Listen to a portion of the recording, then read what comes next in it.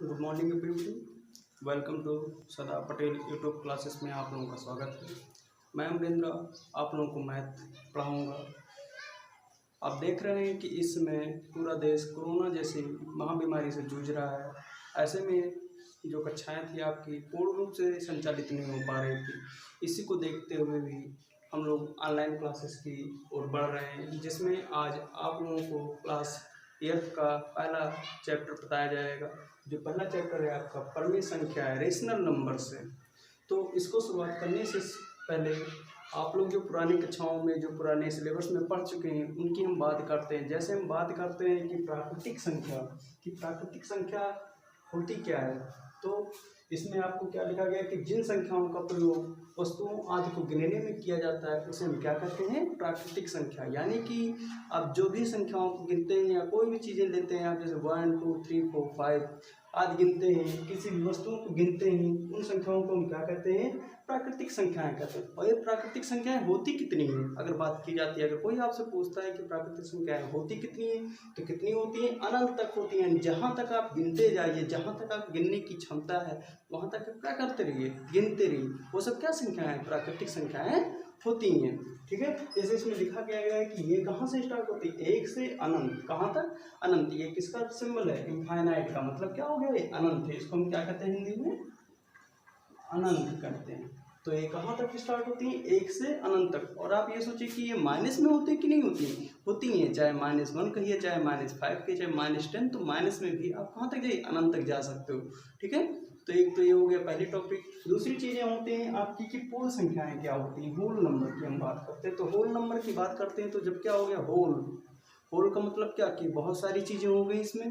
ठीक है, तो इसकी हम बात करते हैं तो ये क्या होते हैं कि शून्य और प्राकृतिक संख्याओं के समूह को हम क्या कहते हैं, शून्य और प्राकृतिक संख्याओं के समूह को हम क्या कहते हैं, पूर्ण संख्याएं कहते हैं। यानी कि उसमें हम क्या कर देते हैं, पूर्ण संख्याओं की हम जब बात करते हैं तो क्या होता है उसमें कि उसमें हम किसको जोड़ देते हैं, प्राकृतिक संख्या को हम उसी में जोड़ देते हैं। किसमें, पूर्ण संख्या में। पूर्ण संख्या का मतलब क्या होगा कि आपकी 0 से स्टार्ट होती है पूर्ण संख्या, और उसमें जो प्राकृतिक संख्या को जोड़ दिया गया तो इसमें कहाँ से स्टार्ट किया गया था, प्राकृतिक संख्या 1 से स्टार्ट की गई। 0 इसमें जुड़ गया और क्या हो गया इसमें 1 2 3 4 5, तो ये सब क्या हो गई आपकी पूर्ण संख्याएं हो गई। ठीक है, तो क्या बात करते हैं, इसी में एक नोट लिख दिया गया है कि बताया गया आपको नोट में कि सभी जो प्राकृतिक संख्याएं होती हैं वो पूर्ण संख्याएं होती हैं, लेकिन ऐसा कुछ नहीं है कि आपकी जो पूर्ण संख्याएं होती हैं वो सभी प्राकृतिक संख्याएं होती हैं। क्यों ऐसा मान लिया जाता है, क्योंकि इसमें क्या जुड़ गया कि प्राकृतिक संख्याएं कहाँ से स्टार्ट होती हैं आपकी, 1 से स्टार्ट होती है, लेकिन पूर्ण संख्या की हम जब बात करते हैं तो उसमें क्या इंक्लूड हो जाता है, आपका 0 हो जाता है। ठीक है, नेक्स्ट हम बात करते हैं पूर्णांक की। तो पूर्णांक इंटीजर्स की हम बात करते हैं तो क्या बताया गया कि प्राकृतिक संख्या शून्य और प्राकृतिक संख्याओं के ऋणात्मक मान के समूह को हम क्या कहते हैं, पूर्णांक कहते हैं। जैसे कहाँ से स्टार्ट होती है, माइनस से स्टार्ट होती है। जैसे माइनस में आप ले जाइए -10 -5 -2, जो भी आप ले एक सीरीज में ले जाइए, सीक्वेंस में आप ले जाइए, और कैसे जाइए आप -1 में से लेके कहाँ तक बताया गया था, अनंत तक। आप तो अनंत तक जा सकते हो। ऐसे ही आप इसमें पॉजिटिव में जा सकते हो, तो पॉजिटिव में 1 2 3 4 5, ऐसे ही आप कहाँ तक, अनंत तक जा सकते हो। ठीक है, तो इतने में किसी को कोई दिक्कत अगर होती है तो आप चैनल में कमेंट्स वगैरह आप कर सकते हो। ठीक है, अगर कोई भी समस्याएं होती हैं तो उसको आप उसमें बता सकते हैं, शेयर कर सकते हैं, उसको हम लोग दूर करने की कोशिश करेंगे। ठीक है गाइस, तो बात करते हैं कि संख्या रेखा, नंबर लाइन। तो नंबर लाइन में क्या बताया गया आप लोगों को कि जिस रेखा पर पूर्णांक संख्याओं को प्रदर्शित किया जाता है, किस पे, कि जिस रेखा पर पूर्णांक संख्याओं को प्रदर्शित किया जाता है उसे हम क्या कहते हैं, संख्या रेखा कहते हैं। तो पूर्णांक संख्याओं की हम बात करते हैं तो फिर वही वाली बात आ गई आपकी कि पूर्णांक संख्याएं होती क्या हैं। तो पूर्णांक संख्याएं होती कितनी हैं, 0 से लेके अनंत तक, और 0 से लेके कहाँ तक, पॉजिटिव में जाते हैं और नेगेटिव में भी आप जा सकते हो। ठीक है, -1 -2 -3। तो इसको हम रेखा पर, संख्या रेखा पर कैसे प्रदर्शित करते हैं, तो इसको आप देखिए। जैसे हमें बताया गया कि, तो इसके लिए आप क्या कर लीजिए, एक लाइन खींचिए। लाइन पे आपका जो मिड सेंटर होता है वो कहीं क्या होता है, आपका 0 होता है। यानी कि जो 0 होता है आपका इधर आधा भाग हो गया और इधर आपका आधा भाग हो गया। तो इसमें जब 0 लिया गया तो 0 में क्या हो गया, इसके आगे जब आप जाते हैं तो इसके बराबर भागों पे आप ले लीजिए। इनके बीच की जो दूरी होती है कितनी होती है, बिल्कुल समान होती है। जितना इसके बीच में गैप होगा उतना इसके, और ऐसे ही सभी चीज़ों में इसका गैप होता जाएगा। अगर आप दूरी कम लेते हैं, इसके जो बीच का गैप है वो क्या है, समान नहीं है, तो आपका जो सवाल होगा वो क्या हो जाएगा, गलत हो जाएगा। तो जीरो से इधर आप बढ़ते हैं दाहिनी ओर तो संख्या किस में चलती है, प्लस में चलती है, और अब जब बाईं ओर चलती है तो संख्या किस में चलती है, माइनस में। 1 2 3 4 5, और इधर जब चलते हैं तो -1 -2 -3 -4 -5। ठीक है, तो ये क्या हो गया कि जिस रेखा पर संख्या पूर्णांक संख्याओं को प्रदर्शित किया जाता है उसे हम क्या कहते हैं, संख्या रेखा कहते हैं। जैसे भी क्या बताया गया कि एक रेखा बनाइए और रेखा पर क्या कहती है, कुछ संख्याओं को प्रदर्शित कीजिए। आपसे कोई कहता है कि संख्या रेखा पर कितना प्रदर्शित कीजिए। जैसे एग्जाम्पल हम बात करते हैं कि -3 व 4 को संख्या रेखा पर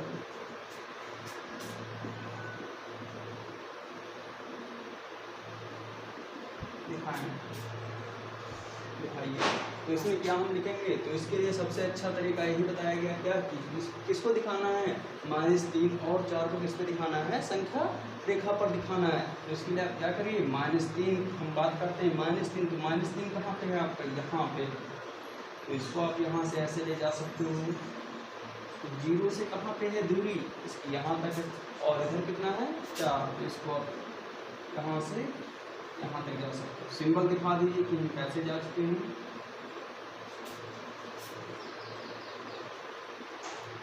तो ये क्या हुआ आपका, किसी भी डिजिट को, किसी भी पूर्णांक संख्या को संख्या रेखा पर हम आसानी से प्रदर्शित कर सकते हैं। किसके माध्यम से, इसके माध्यम से। ठीक है गाइस, तो अब हम सिलेबस पे स्टार्ट करते हैं कि सिलेबस क्या है आपका।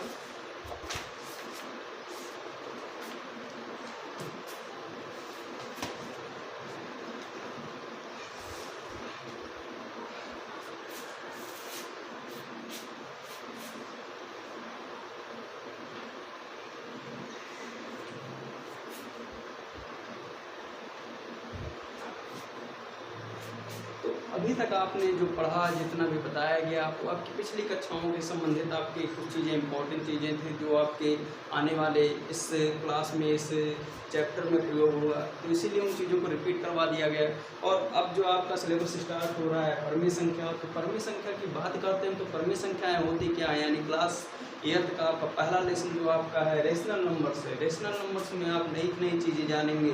ठीक है गाइस, तो जिन लोगों को एक वक्त बताया जा रहा है कि जिन लोगों को जो चैनल अगर आप लोगों को अच्छा लगता है तो चैनल को लाइक करिए, सब्सक्राइब करिए और शेयर करिए, जिससे आप लोगों की जो साथी सब हैं, साथी हैं, उन लोगों तक ये चीज़ें भी पहुंच सकें, यानी जो आपके दोस्त लोग हैं वो भी इसका भरपूर लाभ उठा सकें। ठीक है गाइस, तो सबसे पहले आप चैनल को लाइक करिए, सब्सक्राइब करिए और शेयर करिए। ठीक है, तो इसमें हमारा जो पहला टॉपिक है इसमें क्या है, परमेय संख्या। परमेय संख्या में रेशनल नंबर। रेशनल नंबर्स होती क्या है, अगर हम बात करते हैं, डिफिनेशन लेते हैं मैथमेटिकल, तो मैथमेटिकल भाषा में हम क्या कर सकते हैं कि जिन संख्याओं को हम p/q के रूप में लिख देते हैं, किस रूप में, p/q के रूप में लिख देते हैं, वो संख्या कैसी हो जाती है आपकी, परमेय संख्या हो जाती। क्या, परमेय संख्या हो जाती। कितनी छोटी टॉपिक थी और कितना अच्छा डिफिनेशन निकला पिया आया कि जिन संख्याओं को हम p/q के रूप में लिखते हैं वो क्या हो जाती है आपकी, परमेय संख्या हो जाती है।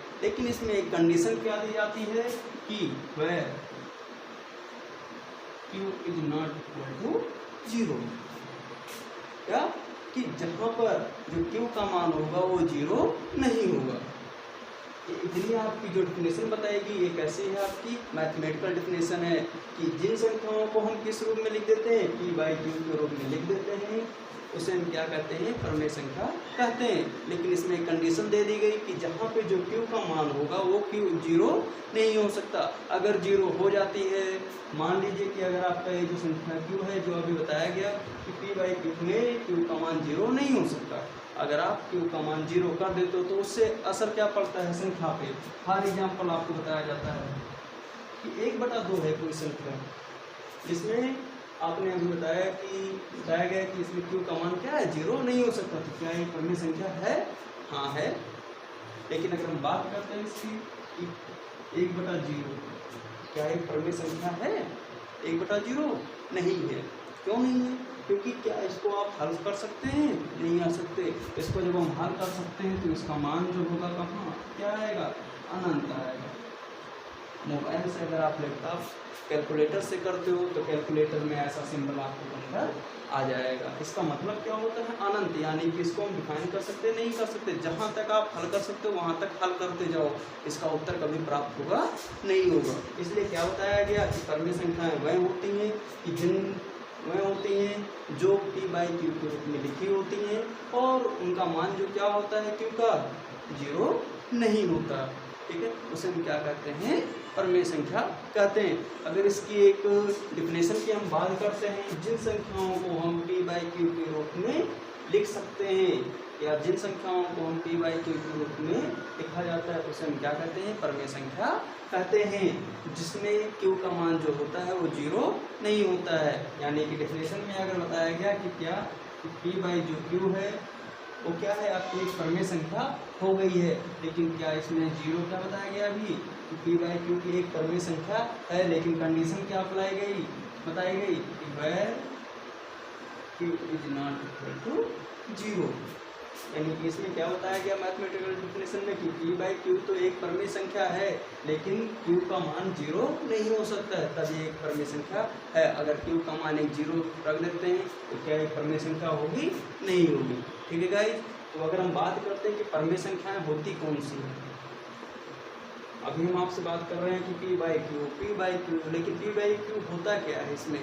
तो कोई भी संख्या ले लीजिए, यानी कि जो संख्या इसको हम पढ़ क्या सकते हैं कि p/q।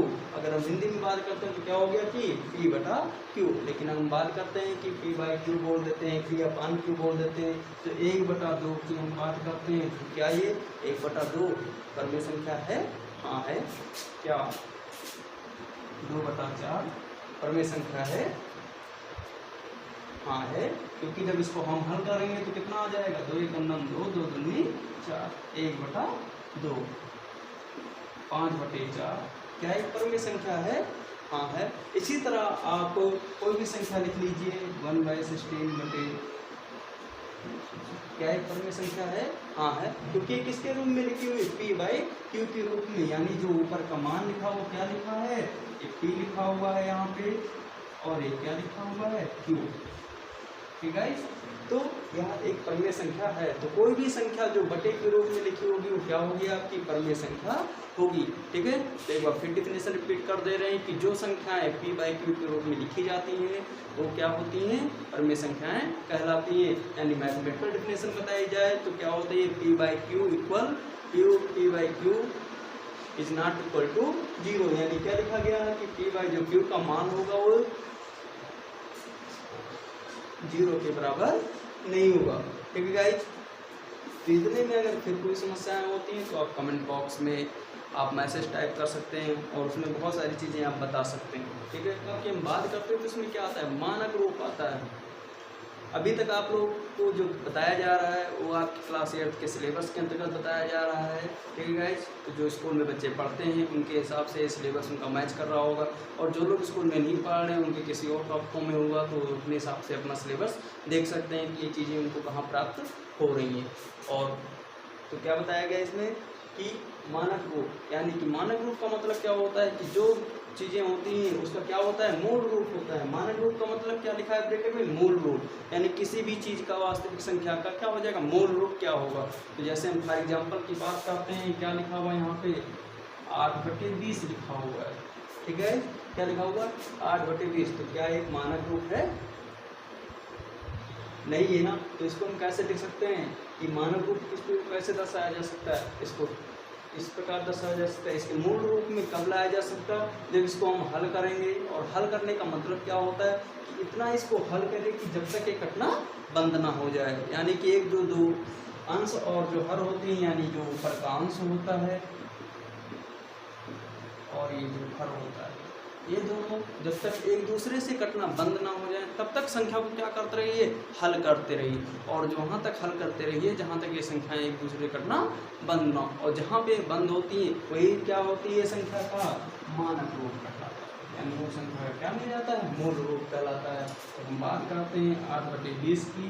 तो 8/20 को हम पहले आपको काटना तो जानते ही होंगे, और नहीं जानते हैं तो सबसे अच्छी बात क्या है कि सबसे पहले आपको टेबल आना हो, उसके लिए आवश्यक है। और टेबल में आपको सबसे पहले 2 का टेबल आना चाहिए। तो 2 के टेबल में आप देखिए क्या लिखा हुआ है कि 2 चौको 8, 2 धामे 10, 2 दूनी 4, 2 पंचे 10, कितना आ गया इसका 2/5। ठीक है, तो क्या आप देखते हो इसको कि 2/5 आ गई। क्या ये संख्या किसी और टेबल से कटेगी, नहीं कटेगी। या 2/5 किसी और पहाड़े से कट जाएगा, नहीं कटेगा।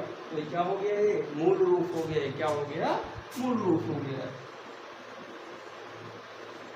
या इसको हम क्या कर सकते हैं, मानक रूप। ठीक है, तो ये जो 2/5 आया क्या हो गया आपका, जो 2/5 ये जो उत्तर है ये क्या हो गया आपका 8/20 का मूल रूप हो गया, यानी कि इसका सरलतम रूप हो गया। ठीक है, तो इतने में किसी को दिक्कत होती है तो आप कमेंट बॉक्स में बता सकते हो। तो ऐसे बहुत सारे एग्जाम्पल्स आपको मिल जाएंगे। जैसे नेक्स्ट एग्जाम्पल की हम बात करते हैं, -48/60 की बात करते हैं। तो क्या एक संख्या है मूल रूप है, नहीं है। क्यों नहीं है, क्योंकि अभी आपको बताया गया कि संख्या को आपको वहाँ तक हल करना है जब तक ये क्या हो जाए, एक दूसरे से कटना बंद ना हो जाए, तब तक हम संख्या को हल करेंगे। तो हल करने पर आप देखते हो कि क्या 48/60 लिखा हुआ है, क्या है दोनों से कटेंगी किसी पहाड़े से, हाँ कट रही है। काटते हैं, देखते हैं क्या आता है उसका उत्तर। तो हम सबसे पहले छोटी संख्या से स्टार्ट करते हैं। तो टेबल आता है आपका 2 का। तो 2 दूनी 4, 2 चौको 8, 2 क्या 6, कितना आया 24/30 आया। इसको किस पहाड़े से और काट दिया जाए, इसे बड़े पहाड़े से। अब 2 से नहीं काट रहे हैं इसको, लगातार हम अगले पहाड़े से देखते हैं। तो देखते हैं क्या किसी पहाड़े में 24 और 30 आता है, हाँ आता है। 6 के पहाड़े में देखते हैं, तो 6 के पहाड़े से काटते हैं तो क्या आ जाता है 6 चौको 24, 6 पंचे 30, 4/5 आएगा इसका। कितना आ गया 4/5। तो क्या 4/5 कट रहा है किसी पहाड़े से, अब नहीं कट रहा है ना, यानी क्या हो गया ये 4/5 48/60 का मूल रूप हो गया। क्या हो गया, मूल रूप हो गया, सरलतम रूप हो गया। क्या हो गया 48/60 का क्या हो गया, ये 48/60 का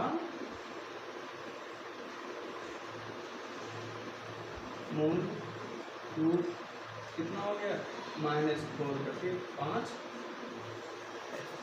यानी कि 48/60 को तब तक हल करते रहिए जब तक कि संख्या एक दूसरे से कटना बंद ना हो जाए। सबसे अच्छा तरीका आपको बता रहे हैं कि जो भी संख्याएं हैं आपकी, वो संख्याएं कब तक काटते रहिए उनको, जब तक वह संख्याएं एक दूसरे से कटना बंद ना हो जाए तब तक उन संख्याओं को काटते रहिए। और जहाँ पे बंद हो जाए एक दूसरे से कटना, वही संख्या का क्या हो जाएगा, मूल रूप हो जाएगा, मानक रूप हो जाएगा। इसे हम क्या कह सकते हैं, सरलतम रूप कह सकते हैं। ठीक है गाइज, नेक्स्ट एग्जाम्पल देखते हैं कि लिखा हुआ है आपका -48/96। तो क्या ये मानव रूप में है, नहीं है। क्यों नहीं है, क्योंकि ये संख्या का क्या है, मूल रूप है, नहीं है। ये संख्या भी क्या हो रही है, एक दूसरी संख्या से कट रही है। इसको कब तक काटना है, जब तक ये संख्या एक दूसरे से कटती रहे वहाँ तक काटना है। और जब ये संख्या एक दूसरे से कटना बंद हो जाए, वही वो क्या कहलाएगी, उस संख्या का मानक रूप कहलाएगी।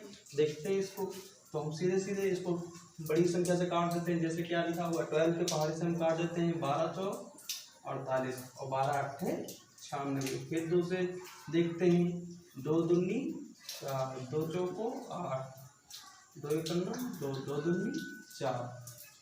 यानी इसका क्या आ गया -1/2। अभी देखिए कि 1/2 आया हुआ है, क्या ये किसी भी संख्या और से कट रहा है, केवल निकट किससे रहा है, या तो 1 से कट रहा है या 2 से कट रहा है। यानी अपनी अपनी संख्याओं से कट रही है या 1 से कट रही है। क्या अन्य संख्याओं से और कट रहे हैं, 2 के पहाड़े से कट रहा है, 3 से कट रही है, एक दोनों संख्या नहीं कट रही है ना, तो ये क्या कहलाएगा, आपका मानक रूप कहलाएगा। ठीक है, यही क्या कहलाएगा, आपका उत्तर कहलाएगा। ठीक है, तो ऐसे बहुत सारे एग्जाम्पल्स हैं। नेक्स्ट एग्जाम्पल की हम बात करते हैं। लिखा हुआ है जैसे -36/64। हमने अभी आपको बताया क्या कि संख्या को क्या करते रहिए आप, सरलतम रूप काटते रहिए, यानी कहाँ तक काटते रहिए, जब तक वो संख्याएं एक दूसरे से कटती जाए वहाँ तक इसको काटते जाइए। तो जहाँ पर ये संख्याएं क्या हो जाए, एक दूसरे से कटना बंद हो जाए, क्या हो जाए, एक दूसरे से कटना बंद हो जाए, वही वह क्या कहलाएगी, एक संख्या क्या कहलाएगी, मानक रूप कहलाएगी। ठीक है, तो इसको हम काटते हैं तो कितना आ जाएगा,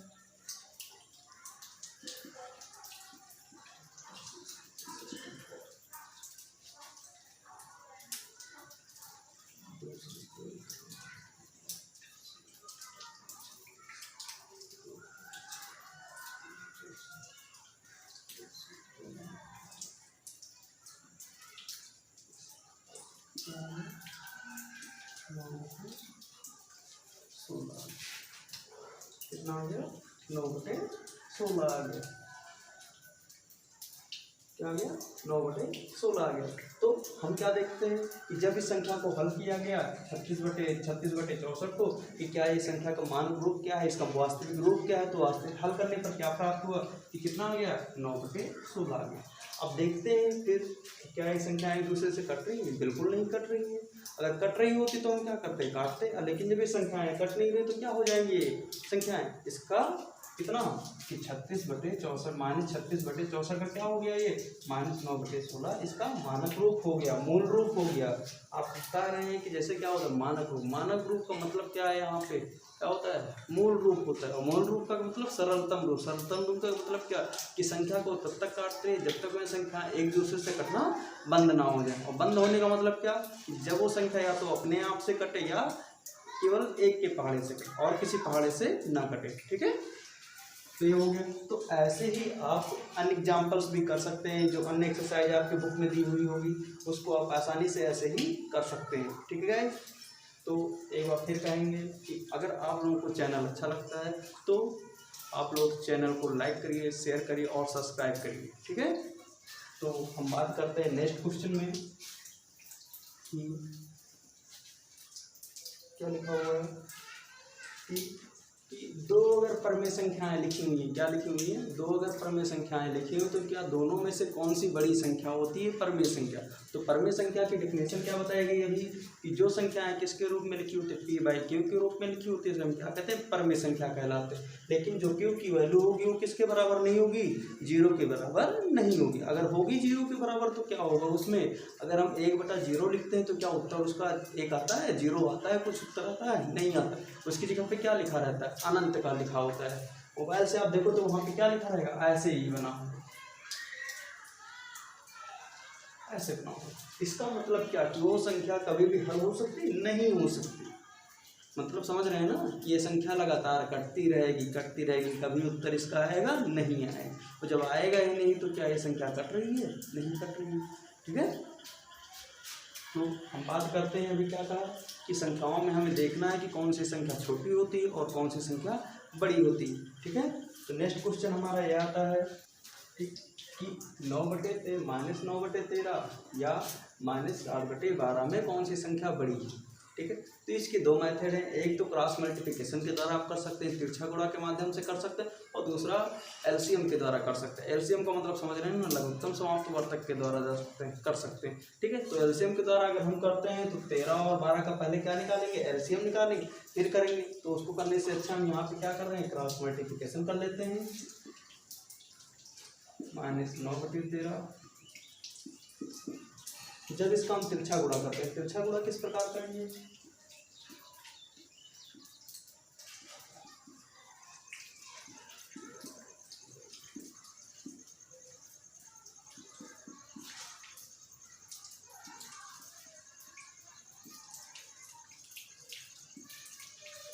तो अभी आपको बताया क्या कि इसमें हमें क्या छापना है, बड़ी संख्या छापना है। जब हल करते हैं क्वेश्चन को तो हल करने पर क्या प्राप्त होता है, 108 माइनस में और 91 -91 इतना प्राप्त होता है। तो आप बताइए कि इसमें से कौन सी बड़ी संख्या जाएगी, ए वाली होगी कि ए वाली। स्वाभाविक है कि ए वाली होगी, क्यों, क्योंकि हम किसी से क्या करते हैं, संख्या क्या है, ये छोटी है ना, 91 ना, 91 का मतलब क्या, संख्या रेखा पर हम जाते हैं तो 0 के पास में क्या आ रहा है, 0 के पास में क्या आ रहा है, 91 पहले आ रहा है, -91 फिर इसके बाद में क्या -108 आ रहा।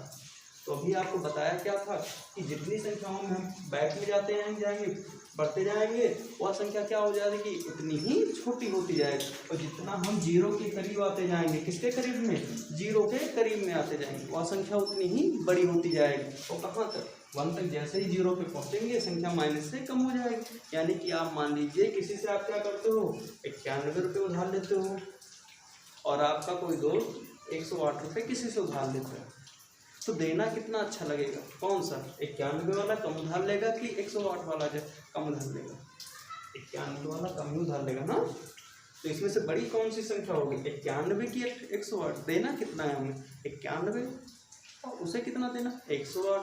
भाई 191 हमारे पास हम जब दे दिए और किसी के पास 108 है, तो क्या करेगा, वो दोनों को देने में अंतर होगा ना। तो इन चीज़ों को ध्यान रखिएगा, ठीक है। तो इसमें से 108 और -91 कौन सा बड़ा है यहाँ पे, -91 बड़ा है। मतलब क्या कि इसकी 91 में कौन सी वैल्यू आई थी, 7/12 आया हुआ था। अगर ये बड़ा होता तो यहाँ पे कौन सा आता आपका, 9/13 आता। यहाँ पे क्या लिखेंगे हम, -9/13।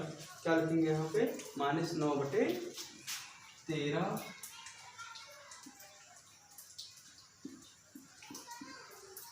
चिन्ह का मतलब क्या होता है, बड़े को दिखाता है, लेस देन ग्रेटर देन को दिखाता है। ग्रेटर देन का मतलब क्या हो गया, बड़ा, और लेस देन का मतलब छोटा। तो क्या हो गया यहाँ पे कि ये संख्या, इसका मतलब क्या होता है, इधर जिधर इसका चोच खुला होगा, यानी इसका जो मुंह बड़ा होगा वो क्या होगा, बड़ा, और इधर क्या होगा, छोटा। यानी कि ये संख्या क्या दर्शा रही है, इधर का मुंह क्या है, खुला हुआ है ना, और इधर बंद है। मतलब ये संख्या क्या है, बड़ी है, किससे, 9/13 से बड़ी। ठीक है, इसको हम हिंदी में भी लिख सकते हैं कि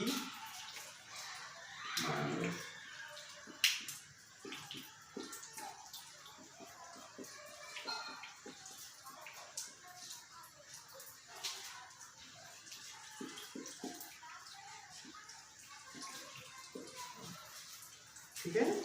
तो इन चीज़ों को तो आप लोग जान गए होंगे। और करना क्या है आपको, कुछ नहीं, बस अभी हमने बताया क्या कि जैसे जैसे हमने किया हुआ नोट कर लीजिए, इसी स्टेप को आप केवल फॉलो करना है। केवल क्या होता है सवाल, केवल डिजिट चेंज होते हैं। यहाँ पे क्या लिखा है, 9/13, तो अगले सवाल में अभी कुछ और लिखा होगा बस। लेकिन जो मैंने अभी मेथड का प्रयोग किया है, क्या कोई अंतर होगा मेथड में, नहीं होगा, सेम का सेम ही मेथड चलेगा। ठीक है, नेक्स्ट एग्जाम्पल करते हैं, हम देखते हैं।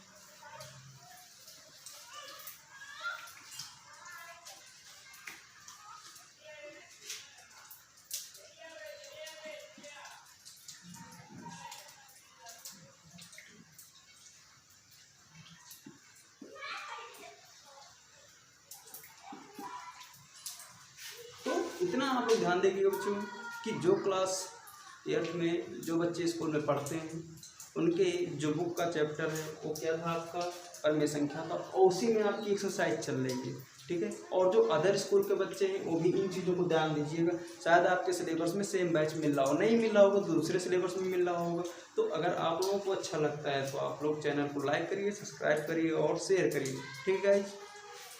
तो नेक्स्ट क्वेश्चन क्या था इसमें कि -12/5 या -4, इसमें से कौन सा बड़ा है, -12/5 और -4, इसमें से कौन सा बड़ा है।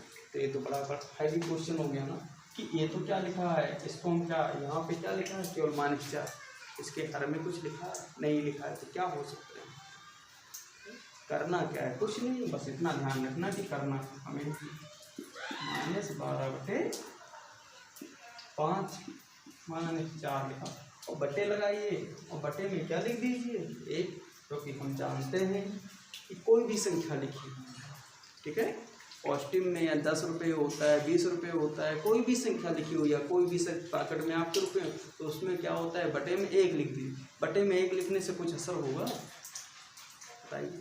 आपके पास मान लीजिए 10 रुपये हैं, तो क्या 10/1 लिखने से कुछ हो गया उसमें, क्या पैसे में आपके रुपये में कुछ कन्वर्ट हुआ, कोई परिवर्तन हुआ, नहीं हुआ ना, क्योंकि आपका 10 का 10 ही रुपये है। तो यहाँ पे भी वही है कि बटे में 1 लिख देने से क्या उसमें कोई परिवर्तन होगा, कोई चेंजेस होगा, नहीं होगा ना। तो इन चीज़ों को ध्यान रखिएगा। ठीक है, तो कितना लिख दिया गया कि -12/5 5 और -4/1 लिखा हुआ। तो इसमें से अब हमें देखना है कि कौन सी संख्या बड़ी है। तो बताया कि अभी आपको कि इसको हम क्रॉस मल्टीप्लिकेशन कर सकते हैं। क्रॉस मल्टीप्लिकेशन में क्या आएगा आपका, -12/1 और -4/5 आएगा। क्या आएगा, -12/1 और -4/5 आएगा। तो इसका क्या हो जाएगा, -12 -20। अब आप बताइए कि क्या -20 पड़ा है कि -12 पड़ा, क्योंकि अभी आपको हमने फिर बताया नंबर लाइन की हम बात कर रहे हैं हमेशा कि जो नंबर लाइन पे 0 के पास में होगा, तो 0 के पास में कौन सी संख्या है, -12 कि -20, आप बताइए। फिर बता रहे हैं कि ये 0 लिखा होगा, तो 0 के पास में कौन सी संख्या पड़ी है, -12 पहले आएगा ना, फिर -20 आ रहा है। तो इसमें से कौन सी बड़ी संख्या निकल के आएगी आपकी, -12। कौन सी, -12 आएगी। तो क्या हो जाएगी इसमें बड़ी संख्या कौन सी हो जाएगी, यहाँ पे आपकी -12/5 हो जाएगी। ठीक है, तो -12/5 ग्रेटर देन -4, यही तो लिखा हुआ है। इसको आप हिंदी में लिखना चाहते हैं तो हिंदी में लिख दीजिए कि क्या लिखेंगे यहाँ पे, -12/5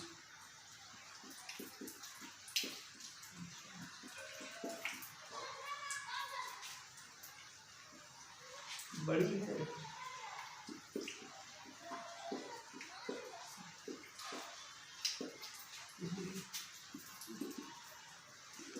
अगर आप हिंदी में लिखना चाहते हो तो हिंदी में लिखिए, उसमें नहीं लिखना चाहते हैं तो आप केवल मैथमेटिकल में लिख कर ही इसको उत्तर मान सकते हो। ठीक है, तो ऐसे ही आपकी जो एक्सरसाइज है, सवाल है, क्या अभी आपको हमने बताया क्या था कि केवल सवाल में क्या होगा, डिजिट चेंज हो रहा है ना, बाकी उसके मेथड में कोई परिवर्तन हो रहा है, नहीं हो रहा है। क्यों, क्योंकि अभी आपको बताया क्या था, पहला केवल यहाँ पे सवाल था ना, उसमें कुछ सवाल दूसरा था। अब इसमें यहाँ पे देखिए क्या था, -12/5 -4/, सवाल तो सेम चल रहा है ना, तो डिजिट चेंज चल रहा है। बटा यहाँ पे भी लगाया, बटा वहाँ पे भी लगा, है ना। नेक्स्ट स्टेप में क्या किया था कि यहाँ पे हमने क्या कर दिया, क्रॉस मल्टीप्लिकेशन किया था, तिरछा गुणा किया था। तो तिरछा गुणा करने पर क्या आया था इसका, क्या था, -12/1 और इधर कितना आया था, -4/5। तो इसका जब गुणा करते हैं 12 का नंबर 12 -12 हो गया और 4/5 5 20 हो गया ना। तो फिर आपको बताया गया कि हम संख्या देख रहे हैं यहाँ पे कौन सी, -12। हमको छापना क्या है इसमें, बड़ी संख्या छापना। तो बड़ी संख्या कैसे मिलेगी, अभी आपको बताया ही था कि नंबर रेखा देखेंगे। तो हम नंबर रेखा पे ध्यान दिया तो उस पर क्या आया आपका, -12 क्या है, -20 से बड़ी है ना। तो -12 किसकी वैल्यू आई, 12/5 की तो आई थी वैल्यू, क्योंकि इधर लिखा हुआ है ना, और इधर क्या लिखा है, -20। 20 किस में आया था, -4 में आया था। तो बड़ी संख्या कौन सी हुई आपकी, -12/5 किससे, -4।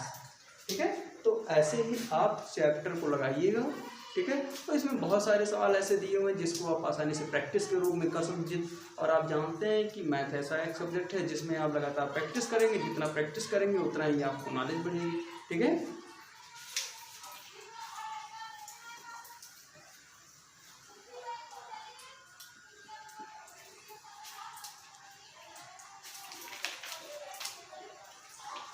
नेक्स्ट क्वेश्चन की हम बात करते हैं कि अगर यही संख्या हमसे क्या कह दिया जाए कि छोटी संख्या बताइए, क्या बताइए, छोटी संख्या बताइए, क्या बताइए, यहाँ पे लिख दिया गया निम्न में से छोटी संख्या बताइए। क्या बताइए, छोटी संख्या बताइए। तो हम पहला ही सवाल लेते हैं एग्जाम्पल के रूप में, वही वाला जो भी लिया था, -12 सेम वही सवाल अभी लगाया गया है, जिसको हम क्या लिखेंगे, -12 -5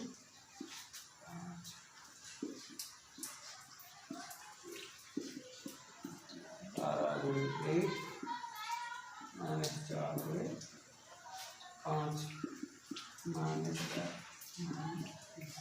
तो अभी आपको बताया क्या था इसमें कि हमने अभी इससे पहले क्या लिख रहा था, लिखे थे बड़ी संख्या। तो बड़ी संख्या क्या निकल के आती है, जो जीरो के पास में होगी वही बड़ी संख्या। तो जीरो के बगल में कौन आ रही थी, पास में आ रही थी -12, और उसके बाद में क्या मिला था -20। तो -20 क्या था, इससे छोटी संख्या थी ना। तो यही चीज़ यहाँ पे भी आपको लिखना है, हमको छांटना क्या है, छोटी संख्या। अभी हम क्या देख रहे थे, बड़ी संख्या। तो बड़ी संख्या तो हमने लिख दिया था उत्तर में क्या, 12। लेकिन अब यहाँ पे हमको देखना क्या है कि छोटी संख्या। तो छोटी संख्या इसमें से कौन सी मिल रही है आपकी, -20 है ना। तो -20 वाली संख्या कौन सी है यहाँ पे, -4। क्या है, -4। क्या है, -4। तो उत्तर हमारा कौन सा हो जाएगा कि क्या है ना। अगर हम देखते हैं इसको, हम ऐसे भी लिख सकते हैं,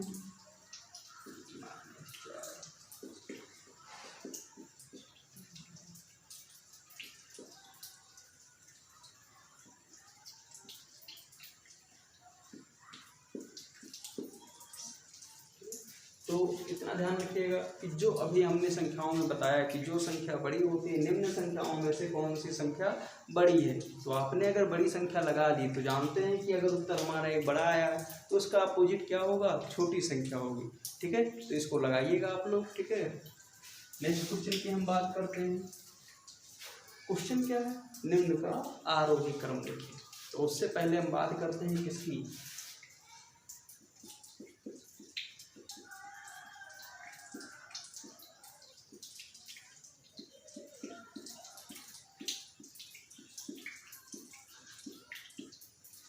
आरोही क्रम का मतलब क्या होता है, बढ़ते क्रम में लिखना। यानी कोई भी संख्या क्या होगी, बढ़ते क्रम में लिखते जाए। सीढ़ी पे आप चढ़ते हैं ना, जीने पे चढ़ते हैं, तो जीने पे क्या आता है, पहला आता है, फिर दूसरा आता है, फिर तीसरा आता है। यानी कहाँ तक आप मान के चढ़िए, 10 तक गए। तो नीचे से गए ना, 1 2 3 4 5। तो गिनती आप गिन रहे हो ना, 10 तक आप गिने, तो क्या हो गई ये संख्या, बढ़ते क्रम में हो। और बढ़ने का क्रम क्या कहला है आपका, आरोही क्रम कहला है। क्या कहला है, आरोही क्रम।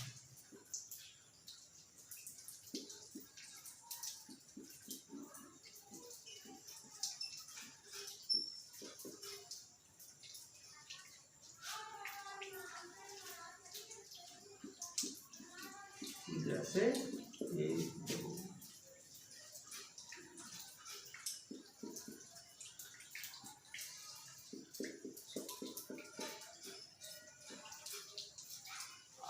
अनंत तक आप चले जाइए, क्या कहलाएगा आपका, बढ़ते क्रम में कहलाएगा।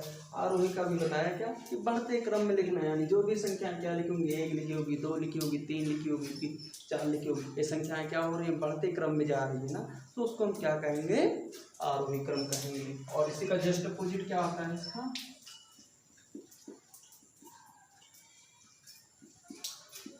अवरोही क्रम।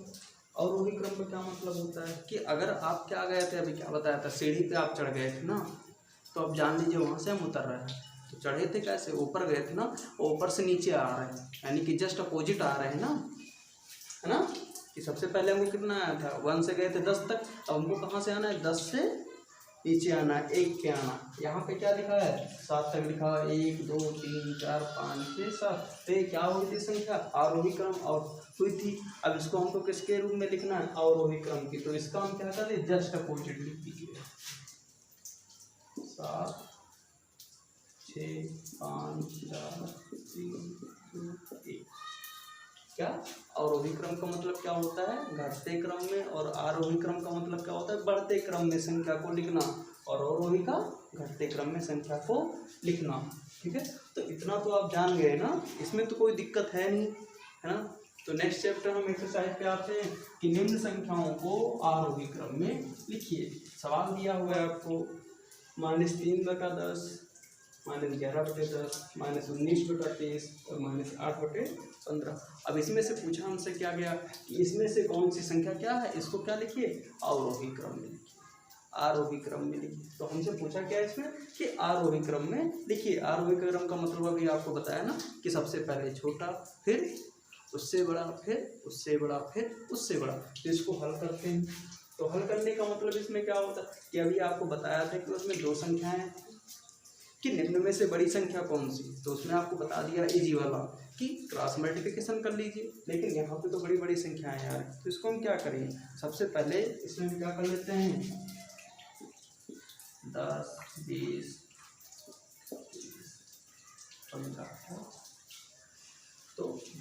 20 30 15 का हम क्या कर लेते हैं, एलसीएम निकाल लेते हैं। एलसीएम निकालने से हमारा बहुत ही सवाल इजी हो जाएगा।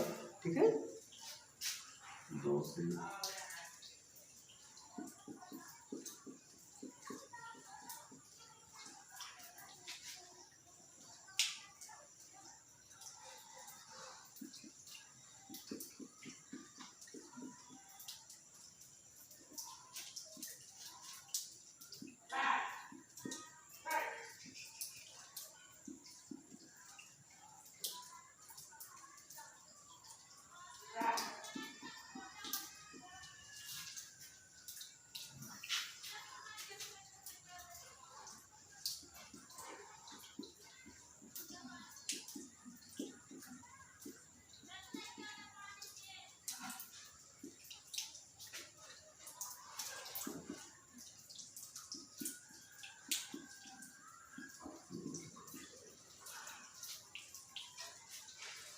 क्या आ गया, जब 10 15 10 20 30 15 का एलसीएम निकाला गया तो एलसीएम कितना है आपका 60 है। क्या गया, यानी इन सब के टोटल का एलसीएम कितना आया 60 है। और 60 लाने का मतलब क्या हो गया कि सभी के बटे में क्या आ गया 60 आ गया। कितना आ गया 60 आ गया। तो इसको हम लगाते कैसे हैं, चीज ध्यान रखिएगा। जैसे लिखा हुआ है -3/10।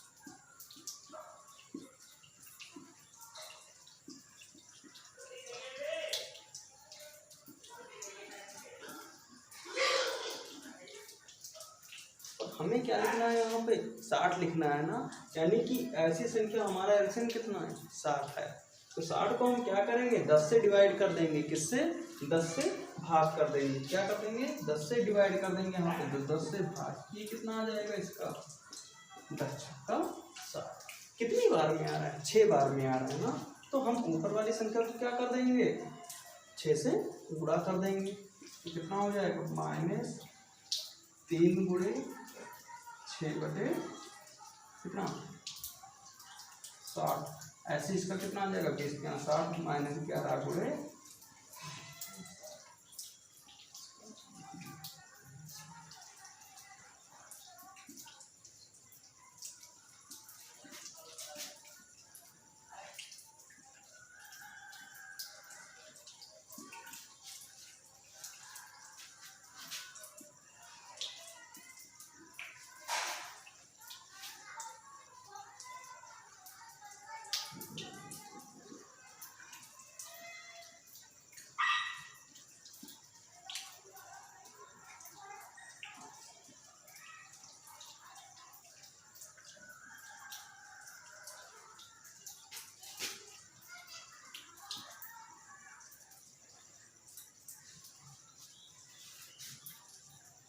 कितनी संख्या लिखी। तो अभी आपसे बताया क्या कि संख्या को हमको किस रूप में लिखना है, आरोही क्रम में। आरोही क्रम का मतलब बढ़ते क्रम में। बढ़ते क्रम का मतलब क्या कि सबसे पहले सबसे बड़ी। सबसे बड़ी का मतलब समझ रहे हो ना कि सबसे जो लास्ट में हो, है ना, जो सबसे लास्ट में होगी वही तो संख्या सबसे बड़ी कहलाएगी। तो यहाँ पे कौन सी संख्या सबसे बड़ी है तो बताएगा।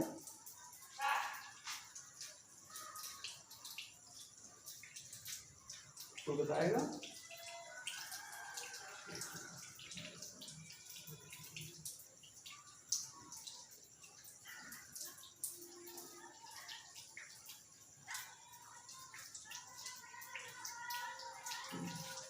तो जब इसको एलसीएम निकाला गया तो एलसीएम निकालने पर कितना आया 60 है। और 60 आने के बाद क्या हुआ यहाँ पे, जब इसको 60 आया तो 10 से इसको 60 को भाग दिया गया। कितना है 10 का 60। 20 से भाग किया गया 20 का 60। 30 से 30 दूना 60। 5 से 15 चौको 60। ठीक है, तो ऐसे ही जब भाग किया हल किया गया तो कितना है 6 × 18/60। 11 × 3 = 33/60। 19/60। 8 × 4 = 32/60। 60 लिखने का मतलब क्या हो गया, क्योंकि अभी आपको फिर क्या बताया गया कि जब 10 20 30 15 का एलसीएम निकाला गया तो कितना है 60। यानी कि इसके नीचे भी 60 लिखा हुआ है, यहाँ पे भी 60। इसका एलसीएम कितना आ गया टोटल आ गया 60। यानी इसके नीचे भी 60, यहाँ पे भी 60 और यहाँ पे भी 60 और यहाँ पे भी 60। ठीक है, तो यहाँ पे क्या आ जाएगा, अब आपका लघुत्तम निकाल लिया गया है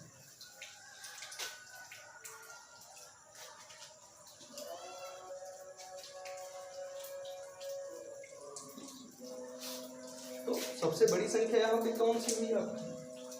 19 दूना 38, यानी सबसे बड़ी संख्या कौन सी हुई यहाँ पे? इसमें से ये वाली तो हुई -38/60 किससे बड़ी है? फिर इससे छोटी कौन सी संख्या आ गई? 33।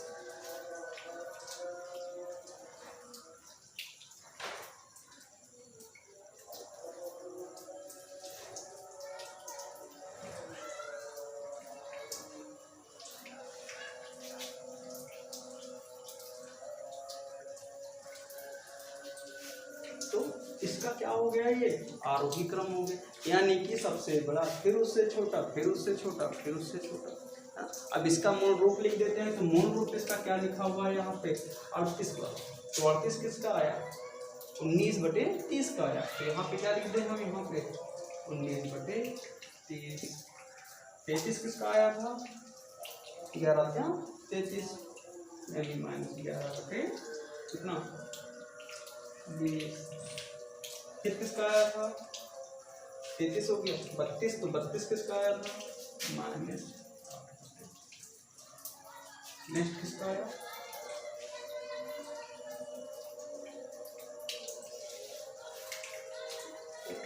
3/10। तो यह संख्या क्या कहलाई आपकी? आरोही क्रम कहलाई। क्या कहलाई? आरोही क्रम कहलाई। ठीक है, जो संख्या यहाँ पे आपने देखा कि ये संख्या लिखी है, तो ये संख्या क्या कहलाई आपकी? आरोही क्रम संख्या कहलाई। ठीक है, तो ये आपका क्या हो जाएगा? उत्तर हो जाएगा। क्या हो जाएगा? उत्तर हो जाएगा।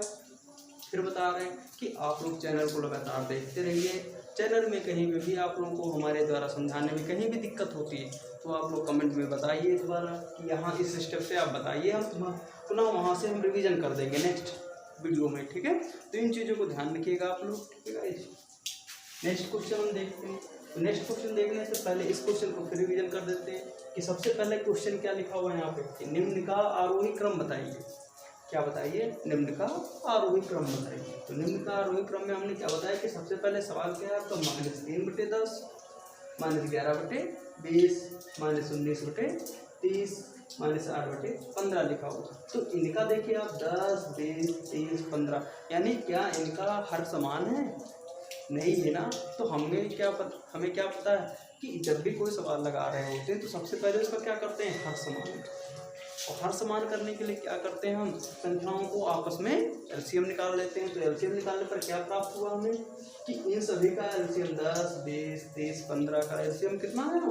60 है। कितना आया? 60 आया। तो जब 60 आ गया तो हम सवाल पहले की जरा जानते हैं कि यहाँ पे क्या हुआ है? 10 है ना। तो 10 से कितना भाग किया गया? 60 को कितनी बार में आएगा? कितनी बार में कट रहा है? 10 से 60 6 बार में कट रहा है। तो हम जानते हैं कि जब 6 बार में कट रहा है तो यहाँ पे क्या लिखेंगे? 3 × 6 कितना? 60। ऐसे ही 20 का 60, तो 11 × 3/60। 19 है तो -19 × 2 कितना? 60। ठीक है,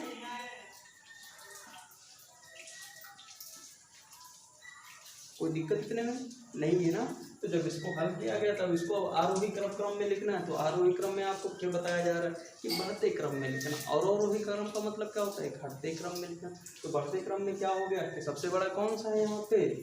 3/10 है ना। लेकिन यहाँ पे हम देखते हैं तो सबसे लास्ट में 19/30, 11/20, 8/30 इस सवाल में देखते हैं। ठीक है, तो आज के लिए इतनी क्लास बच्चों। तो नेक्स्ट वीडियो में नेक्स्ट क्लास के साथ मिलते हैं। तो आप लोग देखिए चैनल को, अगर अच्छा लगता है तो चैनल को लाइक करिए, शेयर करिए और सब्सक्राइब करिए। आप लोग धन्यवाद।